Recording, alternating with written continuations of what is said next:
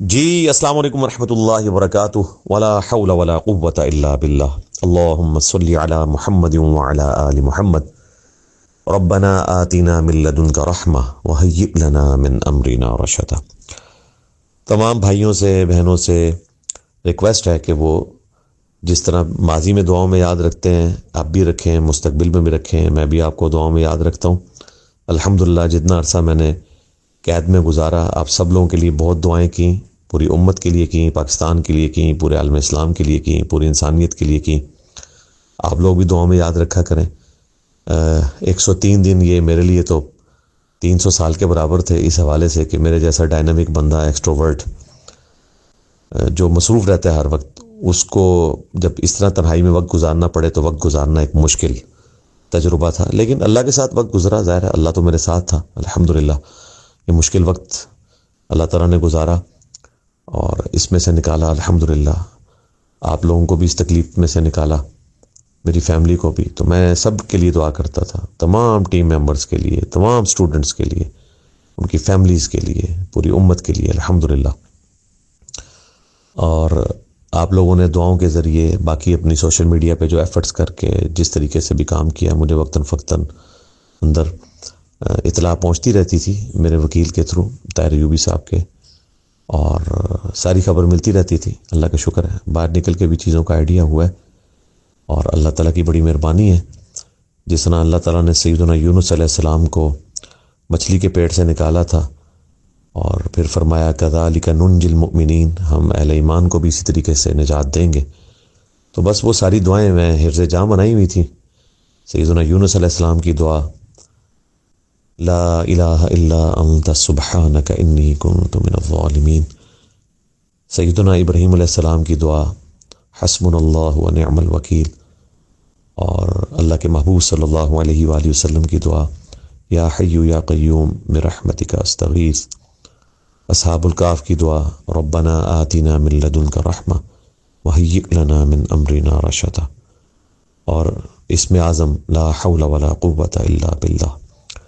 تو ان ساری دعاؤں کو، درود شریف کو ارتجا بنایا، اللہ تعالیٰ نے اس تکلیف سے نکالا الحمدللہ۔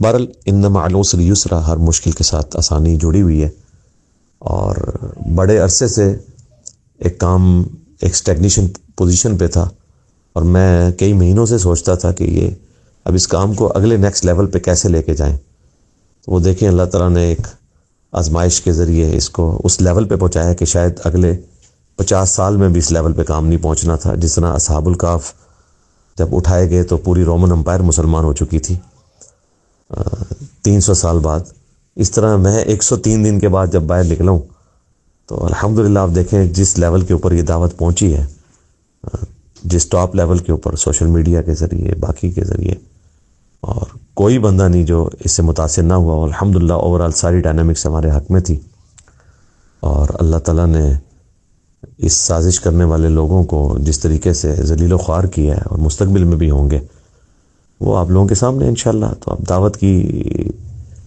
ایک جو میدان ہے وہ بہت بڑے لیول کے اوپر ہمارے لیے اویلیبل ہے انشاءاللہ۔ تو عنقریب ہم اکیڈمی کھولیں گے، گورنمنٹ کی طرف سے کوئی اکیڈمی کھولنے پہ پابندی نہیں ہے، سیکیورٹی کے لیے انہوں نے سارا کچھ کیا ہوا تھا۔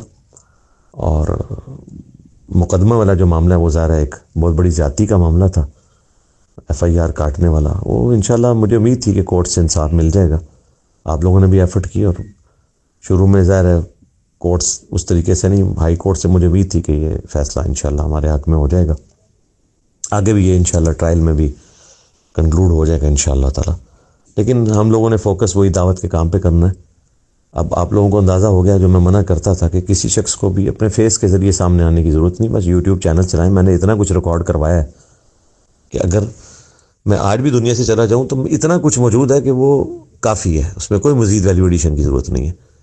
تو اپنے فیس سے سامنے آنے کی ضرورت نہیں ہے، چپ کر کے چینلز کے ذریعے آپ لوگ کام چلائیں، سوشل میڈیا کے ذریعے چلائیں۔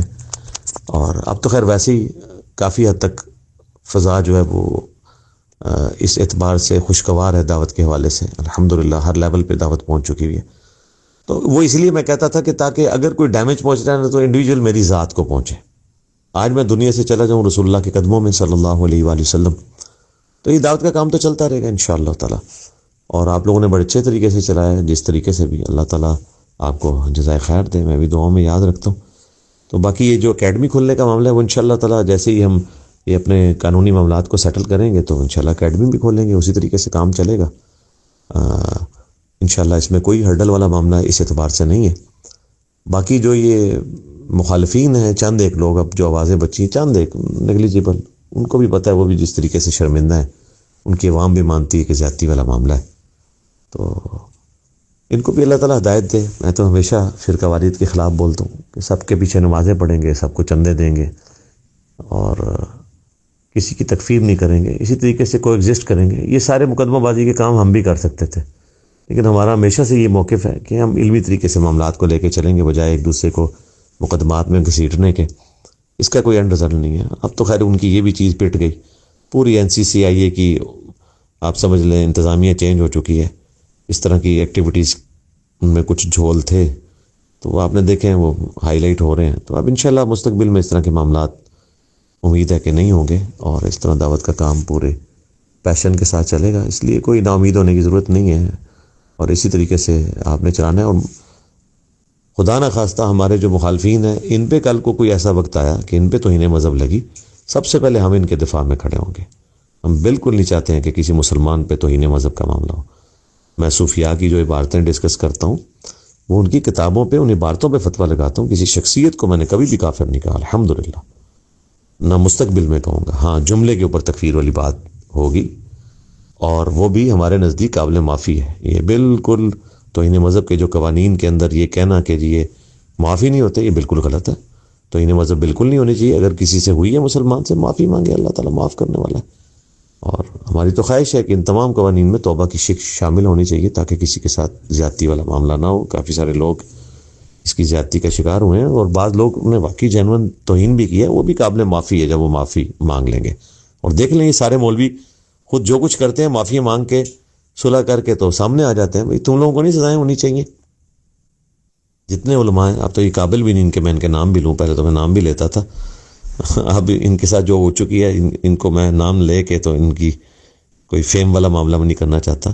اس سارے لوگوں پہ تو انہیں مزہ لگی، میں سب کے حق میں کھڑا ہوا، اور معافی نہیں ان کی قبول ہوتی ان کی ڈاکٹرن میں جب تک یہ سزائیں نہ بھگتیں، جتنے بھی ہیں جو کھڑے ہوئے تھے۔ تو اللہ تعالیٰ ہدایت دے، اور جو علماء نے ساتھ دیا، سب سے بڑھ کے ہمارے استاد جاوید احمد غامدی صاحب حافظہ اللہ، مجھے امید تھی کہ وہ سچائی کے ساتھ کھڑے ہوں گے، اور اس کے بعد اگر مجھے کسی سے امید تھی تو مفتی طارق مسعود صاحب سے، اور میری امید ٹھیک نکلی حافظہ اللہ تعالیٰ۔ اللہ تعالیٰ ان کو جزائے خیر دے، اور ان کے علاوہ بھی جتنے علماء ہیں، بری امام کے جو پیر صاحب ہیں، گیلانی صاحب، اسی طریقے سے جتنے صافی حضرات ہیں، شاہ زیب خانزادہ صاحب ہیں، اعزاز سید ہیں، باقی لوگ ہیں ہمارے اسٹوڈنٹ میں سے جتنے لوگ ہیں، شاد بھٹی صاحب تو ان سب کے سمجھ لیں رہنما ہیں، سب سے بڑھ کے توانا آواز ان کی تھی۔ تو ان سب لوگوں نے جو جو ایفرٹ پٹ کی ہے، الحمدللہ اللہ تعالیٰ نے برکت عطا فرمائی، اور آپ تمام لوگوں کی دعائیں تھیں، ایفرٹس تھیں، تو اس آزمائش سے گزرے۔ اور جن لوگوں نے مخالفت کی ہے دیکھ لیں، چاہے وہ اسلامی نظر آتی کونسل ہو جو صرف نظر آ رہی ہے اسلامی کام، وہ غیر اسلامی کرتے ہیں، چاہے اور لوگ ہوں، سب لوگوں نے ذلت ہی کمائی ہے۔ میں نہیں چاہتا تھا کہ علماء اس لیول پہ ذلیل ہوتے ہیں، لیکن انہوں نے خود اس طرح کی غلط حرکت کر کے جو ہے وہ ذلت کمائی ہے۔ اللہ تعالیٰ ان کو بھی معاف کرے۔ میں تو سب کے لیے یہی جذبہ رکھتا ہوں کہ اللہ تعالیٰ سب کو معاف کرے۔ ہاں جو ان کی وجہ سے دین کے کام کا نقصان ہوا ہے وہ میں بالکل معاف نہیں کروں گا۔ اپنی ذات کی حد تک جو میرے پہ ظلم ہوا ہے وہ میں بالکل اعلانیہ سب کو معاف کرتا ہوں۔ لا تثریب علیکم اليوم، ان پہ کوئی گرفت نہیں۔ ہم سیدنا یونس علیہ السلام کی دعا کے ذریعے اللہ کی طرف متوجہ ہوتے ہیں، سیدنا یوسف علیہ السلام کے کلمات کے ذریعے اپنے مخالفین کو معاف کرتے ہیں، کیونکہ ہمارے محبوب صلی اللہ علیہ وآلہ وسلم نے بھی فتح مکہ پہ یہی فرمایا تھا، لا تثریب علیکم اليوم۔ لیکن جو دین کو انہوں نے نقصان پہنچایا ہے، یا ان کے بزرگوں نے پہنچایا ہے، یا یہ مستقبل میں پہنچائیں گے، یا ہمارے پلیٹ فارم کی دعوت کو جو نقصان پہنچانے کی کوشش کی، وہ میں بالکل معاف کرنے کے لیے تیار نہیں ہوں۔ وہ انشاءاللہ رسول اللہ کے قدموں میں حوض کوثر کے اوپر ان کا گریبان پکڑوں گا انشاءاللہ تعالی۔ اور باقی یہ بالکل سارے کان کھول کے سن لیں کہ وہ حقیقت جسے تم اندھیروں میں بھی کہنے سے ڈرتے ہو، ایک دن دن کے اجالوں میں کہی جائے گی۔ وہ ایمان جو تم نے گھر کی خلوتوں میں حاصل کیا، ایک دن سرعام ندا دی جائے گی۔ یہ عیسیٰ ابن مریم نے کہا تھا، اور اصحاب کہف نے اسے ریپیٹ کیا کہ جب ہم غار سے باہر نکلے تو یہ سب کچھ ہو چکا تھا، کیونکہ وہ حضرت عیسیٰ علیہ السلام کے تابعین تھے۔ تو آپ دیکھ لیں ہماری دعوت کے ساتھ بھی یہی ہوا ہے۔ آج ہر طرف جو ہے وہ یہ ہمارا جو رڈز ہے وہ زبان زد عام ہے، میرے نبی عیسیٰ ہے ہی کوئی نہیں، تیرے بابے تھے شے ہی کوئی نہیں۔ ٹھیک ہے جی، سب کو سلام کہیے گا، آپ کی فیملی کو اللہ تعالیٰ سلامت رکھے اور آپ لوگوں کو سلامت رکھے، آپ کے ساتھ سب کے ساتھ عافیت کا معاملہ فرمائے۔ سنن ابن ماجہ میں حدیث ہے کہ عافیت سے بڑھ کے دعا کسی شخص نے نہیں مانگی، تو میں آپ سب لوگوں کے لیے عافیت کی دعائیں کرتا ہوں۔ جیل میں بھی کرتا رہا، آج بھی کرتا ہوں، مستقبل میں بھی کرتا رہوں گا انشاءاللہ تعالی۔